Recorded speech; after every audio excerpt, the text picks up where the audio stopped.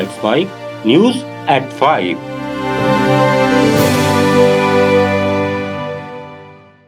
नमस्कार, let's mic में आप सुन रहे हैं न्यूज एट 5। बुलेटिन की शुरुआत हम करेंगे आज की सबसे बड़ी खबर से, फिर जानेंगे देश, दुनिया और आपके अपने राज्य तक की बड़ी updates. Ahmedabad air India Dreamliner विमान दुर्घटना मामले में प्रारंभिक जांच रिपोर्ट आ गई है। 15 पन्नों की रिपोर्ट में कई चौंकाने वाले खुलासे किए गए हैं। इसमें कहा गया है कि टेक ऑफ के 3 सेकंड बाद ही विमान के दोनों इंजनों के ईंधन के स्विच बंद हो गए थे। भारतीय विमान दुर्घटना जांच ब्यूरो ने एयर इंडिया विमान हादसे की प्रारंभिक रिपोर्ट जारी कर दी है। पिछले महीने 12 जून को अहमदाबाद के सरदार वल्लभ भाई पटेल इंटरनेशनल हवाई अड्डे से बोइंग 7878 विमान उड़ान भरने के तुरंत बाद दुर्घटनाग्रस्त हो गया था। इस दुर्घटना में 260 लोगों की मौत हो गई थी, जिनमें 229 यात्री, 12 चालक दल के सदस्य और 19 लोग उस मकान और उसके आसपास थे। इस हादसे में एक यात्री चमत्कारिक रूप से बच निकला था। जांच रिपोर्ट में घटनाओं के उस भयावह दृश्य का उल्लेख किया गया है जो उड़ान भरने के 90 सेकंड के भीतर घटित हुआ। जांच रिपोर्ट के अनुसार जब विमान के दोनों इंजन प्रारंभिक चढ़ाई के दौरान अप्रत्याशित रूप से बंद हो गए, इसके परिणाम स्वरूप विमान का थ्रस्ट बहुत कम हो गया और विमान तेजी से नीचे उतर गया। प्रारंभिक रिपोर्ट के सामने आने के बाद अब केंद्रीय नागरिक उड्डयन मंत्री राम मोहन नायडू ने एक बड़ा बयान दिया है।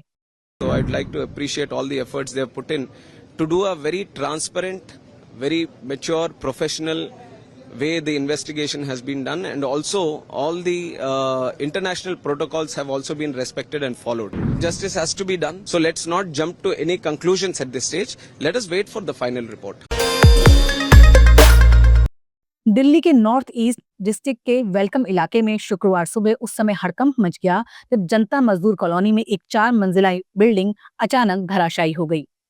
बताया जा रहा है कि हादसा सुबह 7 बजे हुआ, जब अधिकतर लोग अपने काम पर जाने की तैयारी कर रहे थे। दमकल की 7 गाड़ी मौके पर बचाव कार्य में जुटी। इस हादसे में अब तक 2 लोगों की मौत की खबर है, जबकि 9 लोगों को सुरक्षित बाहर निकाला गया है। अभी कई और लोगों के फंसे होने की संभावना है, जिसके लिए रेस्क्यू ऑपरेशन जारी है। प्रत्यक्षदर्शियों के अनुसार बिल्डिंग में करीब 15 लोगों के होने की संभावना थी। हादसे के तुरंत बाद इलाके में अफरा तफरी मच गई। स्थानीय लोगों ने बिना देर किए राहत कार्य शुरू कर दिया। अब तक मलबे से 3 लोगों को सुरक्षित बाहर निकाल लिया गया है, जिन्हें तुरंत नजदीकी अस्पताल में भर्ती कराया गया। डॉक्टर के मुताबिक उनकी हालत गंभीर है। स्थानीय लोगों ने बताया ये बिल्डिंग काफी पुरानी थी और कुछ हिस्सों में दरारें भी नजर आती थी। हादसे के बाद आसपास के लोगों में डर का माहौल है। पुलिस ने इलाके को चारों तरफ से घेर लिया है और लोगों को सुरक्षित दूरी पर रहने की सलाह दी है। प्रधानमंत्री नरेंद्र मोदी ने आज रोजगार मेले के 16वें संस्करण में वीडियो कॉन्फ्रेंसिंग के माध्यम से विभिन्न सरकारी विभागों और संगठनों में नवनियुक्त 51,000 से अधिक युवाओं को नियुक्ति पत्र प्रदान किया। इस मौके पर उन्होंने कहा कि हमारा देश दुनिया की तीसरी सबसे बड़ी अर्थव्यवस्था बनने की ओर अग्रसर है और पिछले 11 वर्षों में हर क्षेत्र में प्रगति हुई है। इस अवसर पर युवाओं को संबोधित करते हुए प्रधानमंत्री मोदी ने कहा, नियुक्ति पत्र दिए गए हैं।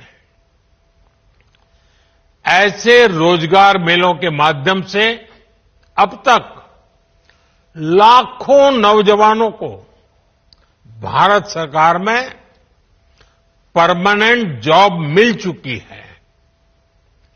अब ये नौजवान राष्ट्र निर्माण में बड़ी भूमिका निभा रहे हैं।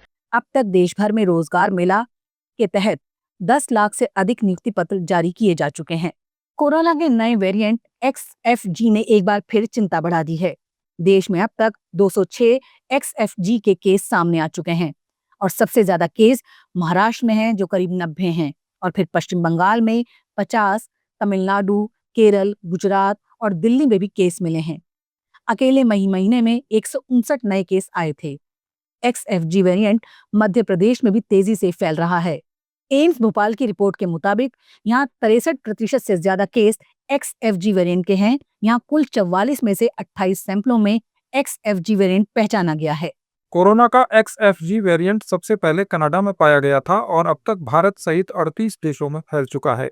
कोविड के दूसरे वेरिएंट की तरह ही इससे भी सबसे ज्यादा बच्चों, बुजुर्गों और बीमार लोगों को खतरा है। XFG कोविड-19 वायरस का एक रिकॉम्बिनेंट वेरिएंट है। इसका मतलब है कि यह वायरस के दो पुराने वेरिएंट्स LF7 और LP812 के आपस में मिल जाने से बना है। जब कोई व्यक्ति एक साथ दो अलग-अलग वेरिएंट से संक्रमित होता है तो वायरस उसके जीन को आपस में मिक्स कर सकता है। उसी से ऐसे वेरिएंट बनते हैं। XFG ओमिक्रॉन फैमिली का ही हिस्सा है, जो 2021 के अंत से पूरी दुनिया में सबसे ज्यादा फैलने वाला वेरिएंट रहा है। इसे पहली बार कनाडा में पहचाना गया था। भारत के लिए एक गर्व का मौका सामने आया है। यूनेस्को ने मराठा मिलिट्री लैंडस्केप्स को विश्व धरोहर सूची में शामिल कर लिया है। ये घोषणा पेरिस में चल रहे यूनेस्को की 47वीं वर्ल्ड हेरिटेज कमेटी मीटिंग के दौरान की गई। अब मराठा साम्राज्य के शौर्य, रणनीति और वास्तुकला की गवाही देने वाले इन 12 किलों ने पूरी दुनिया में एक खास पहचान दर्ज की है। प्रधानमंत्री नरेंद्र मोदी ने एक्स पर एक पोस्ट में लिखा, जब हम गौरवशाली मराठा साम्राज्य की बात करते हैं तो हम इसे सुशासन, सैन्य शक्ति, सांस्कृतिक गौरव और सामाजिक कल्याण पर जोर से जोड़ते हैं।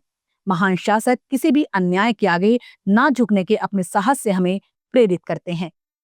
भारतीय पुरातत्व विभाग ASI के मुताबिक ये किले मराठा सैन्य रणनीति, स्थान की अनुकूलता और स्थानीय निर्माण तकनीकों के अद्भुत उदाहरण हैं। ये किले अलग अलग भौगोलिक इलाकों में फैले हैं, जिनका निर्माण रक्षा रणनीति और आत्मनिर्भरता को ध्यान में रखकर किया गया था। 12 किले मराठा मिलिट्री लैंडस्केप्स का हिस्सा हैं, जो 17वीं से 19वीं सदी के बीच विकसित हुए थे। इन किलों को यूनेस्को की सूची में शामिल होने के बाद ये भारत की 44वीं वर्ल्ड हेरिटेज साइट बन गई है। इससे पहले अजंता एलोरा की गुफाएं, ताजमहल और हम्पी जैसे स्थान इस लिस्ट में शामिल हैं। लूज फास्टैग रखने वाले यूजर्स को अब ब्लैक लिस्ट किया जाएगा। जानबूझकर फास्टैग को गाड़ी की विंडस्क्रीन पर ना लगाने वाले हाईवे यूजर्स को लूज फास्टैग या टैग इन हैंड कहा जाता है। भारतीय राष्ट्रीय राजमार्ग प्राधिकरण के अनुसार इससे ई टोल कलेक्शन सिस्टम में गड़बड़ी आती है और बाकी यात्रियों को परेशानी होती है।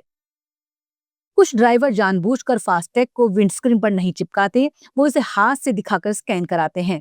इससे समय ज्यादा लगता है और टोल प्लाजा पर जाम लगता है। दूसरे यात्रियों को भी परेशानी होती है।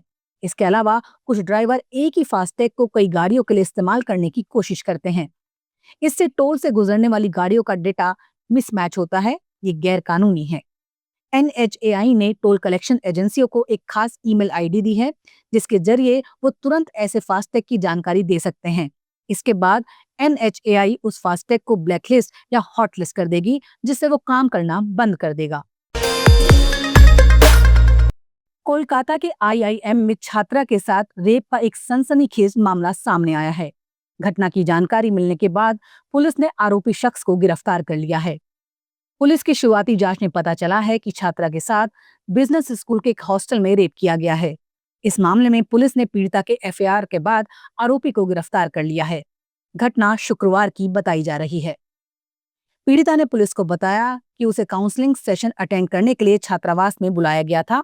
इसके बाद उसे कथित तौर पर नशीला पदार्थ पिलाकर पहले बेहोश किया गया और उसके बाद उसका रेप किया गया।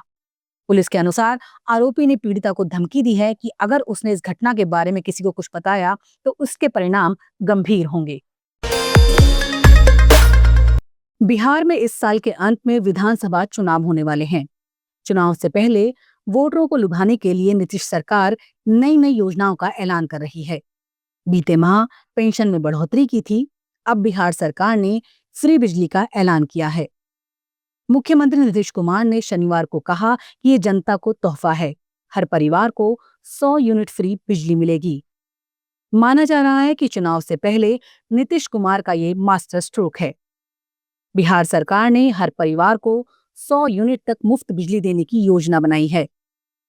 ऊर्जा विभाग के प्रस्ताव को वित्त विभाग से मंजूरी मिल गई है। माना जा रहा है कि कैबिनेट में बहुत जल्द इसको लेकर प्रस्ताव लाया जा सकता है। अब खबरें दुनिया भर की।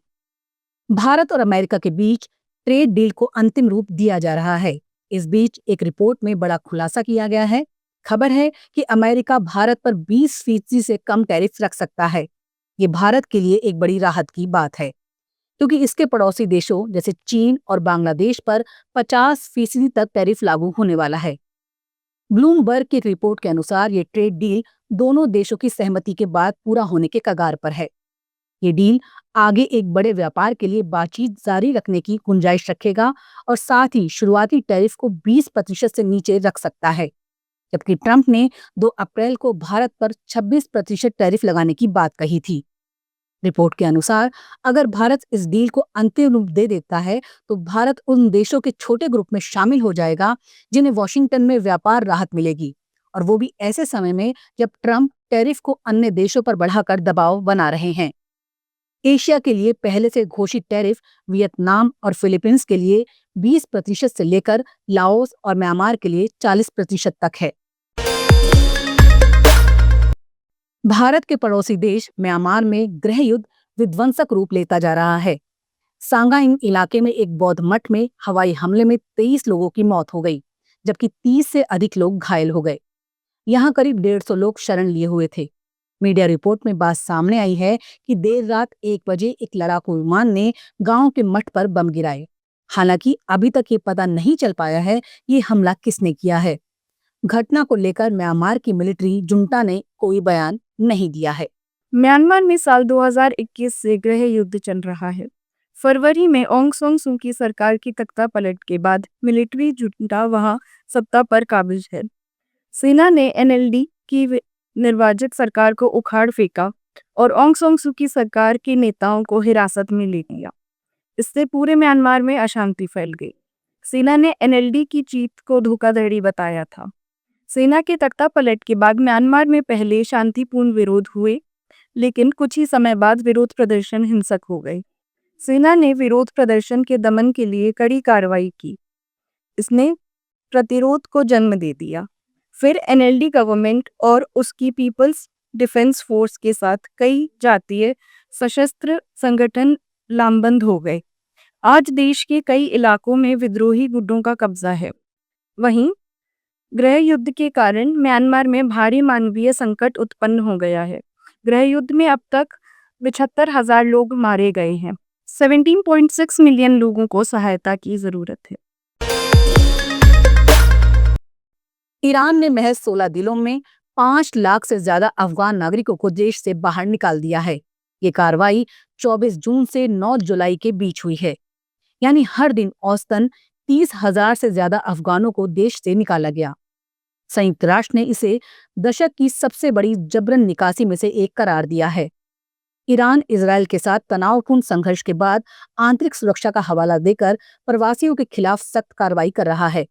ईरान ने मार्च 2025 में ऐलान किया था कि अवैध रूप से रह रहे अफगान प्रवासी 6 जुलाई तक देश छोड़ दें, वरना उन्हें जबरन निकाला जाएगा। जून में ईरान और इजरायल के बीच 12 दिन चले सैन्य संघर्ष के बाद यह अभियान और तेज हो गया। ईरान से निकाले गए लोगों में सैकड़ों नाबालिग बच्चे हैं, जिनमें कई अनाथ और अकेले हैं। भारत और नेपाल के बीच 6 साल बाद इस महीने बाउंड्री वर्किंग ग्रुप की बैठक होने जा रही है। ये द्विपक्षीय समूह भारत नेपाल सीमा पर पिलर्स की मरम्मत, निर्माण और सर्वे जैसे तकनीकी कामों को देखता है।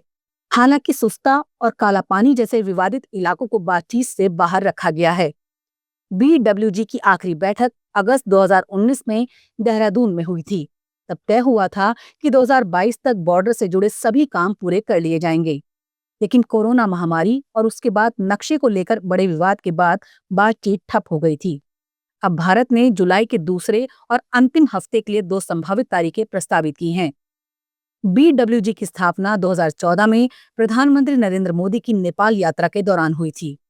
ये ग्रुप बॉर्डर पिलर्स की मरम्मत, GPS आधारित सर्वेक्षण, दोनों देशों की जमीन पर कब्जों की सूची और संयुक्त निरीक्षण जैसे तकनीकी पहलुओं पर काम करता है। चलते चलते मौसम का हाल जान लेते हैं। भारतीय मौसम विभाग के अनुसार अगले 7 दिनों तक भारी बारिश होने की संभावना है। इसको लेकर IMD ने राजस्थान, उत्तर प्रदेश, बिहार, उत्तराखंड, गुजरात, हिमाचल प्रदेश कई राज्यों में अलर्ट जारी किया है। देश के सभी राज्यों में मानसून की बारिश हो रही है। भारी बारिश की वजह से कुछ राज्यों में जल भराव की घटनाएं भी सामने आ रही हैं। आने वाले दिनों में बादल जमकर बरसने वाले हैं। भारतीय मौसम विभाग के अनुसार अगले 7 दिनों तक भारी बारिश होने की संभावना है। न्यूज एट 5 में अभी इतना ही। देखते रहिए, सुनते रहिए। लेट्स माइक। नमस्कार। आप सुन रहे थे लेट्स माइक।